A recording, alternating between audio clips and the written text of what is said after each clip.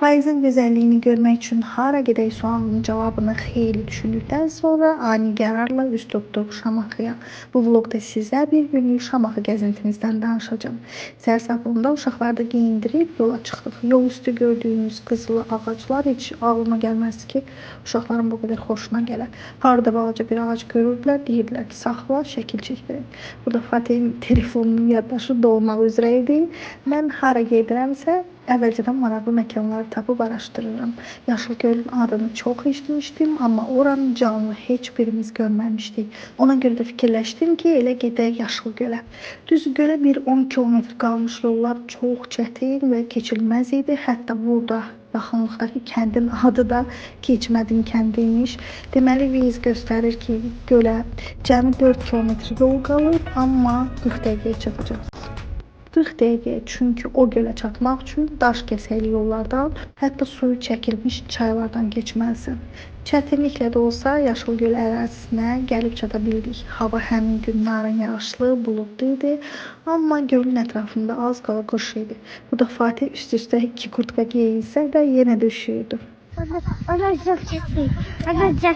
Hava şəraitine göre bisikletkalar boş idi, ama yəqin ki burada yayda oturmağa yer tapmaq olmur. Biz ağılda başka adamların da olmasına sevindi. 2-3 maşın yığışıb piknikə gəlmişdilər. Gölün mənzərəsində çoxlu şəkillər çəkdirdik, gəzdik. Kısaca Yaşılgöl haqqında onu deyim ki, Qaladərəsi kəndində yerləşən bu gölün suyu doğrudan da yamyaşıldır. Digər göllərdən fərqi də budur ki, böyük bir dağla əhatələnib. Kamping üçün ideal məkandır. Gölün dərinliyi dəqiq bilinmir. Kimlərsə deyir 7 metr, kimlərsə deyir 70 metr. Ona görə də buradakı katamaranlara jiletsiz minməmək məsləhətdir. Zaten belə başa düşdüm ki, ancaq yayda işləyirlər. Gölün yaxınlığında böyük bir meşə ərazisi var. Buradakı xəzanlıqlarda biraz gəzdik, qorxulu ağaca rast gəldik. Burada Fatih biraz qorxdu bu ağacdan. Çoxlu şəkillər çəkdirdi, dincəldi, düşündü və sonra acıdıq.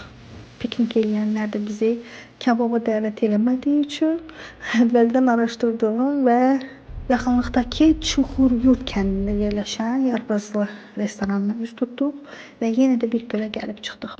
Maşallah, Şamaxının da hər adım başı bir göldür. Yaşılgölə getdik, yanında sərin göl var idi. Yolu çox pis idi deyə ora getmədik. Bu da Yarpazlı restoranının həyətindəki göl. Bu daha çox süni gölə oxşadı. Restoran tərəfindən yaradılmış ola bilər, amma acili deyə də bunu soruşmadı. Ümumiyyətlə Şamaxıda, yəni göllərin sayı hesaba yoxdur məncə. Yol gedə-gedə bir yol, 2 yol, bəlkə də 3, 5 gölə, ayrı-ayrı göllərə rast gəlirsən.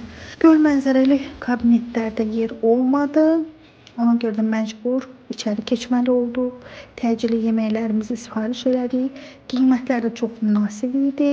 Xəngəl 7 manata, yarpaq dolması 8 manata, piti 8 manata.